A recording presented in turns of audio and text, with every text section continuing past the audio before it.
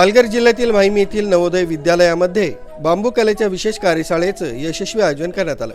या कार्यशाळेचा समारोप नुकताच प्रदर्शनी मेळाव्यानं करण्यात आला। या कार्यशाळेत 65हून अधिक विद्यार्थ्यांनी उत्साहानं सहभाग घेतला। विद्यार्थ्यांना शिल्पकलाकार मीनाक्षी वालके यांनी मार्गदर्शन केलं।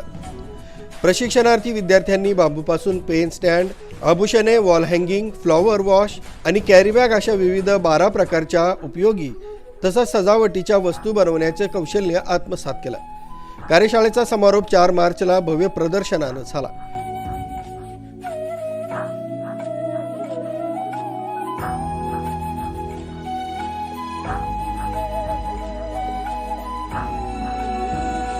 या मेळाव्याचं उद्घाटन विद्यालयाचे प्राचार्य PZ विल्यम यांच्या हस्ते करण्यात आलं।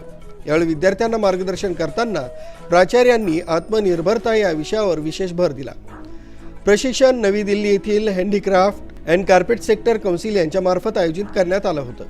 या प्रसंगी शिक्षक इंद्रराज यादव, अपराजिता कुमार, संजय साळवे, रोहिणी औरंगाबादकर, सुनीता कुमारी यांनी कार्यशाळा समन्वयक अजय कुमार झा उपस्थित होते। RB न्यूज साठी मलिक शेख, मोखाडा।